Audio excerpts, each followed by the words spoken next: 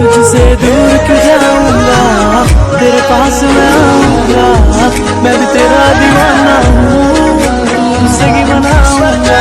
तेरी मेरी कहानी नहीं।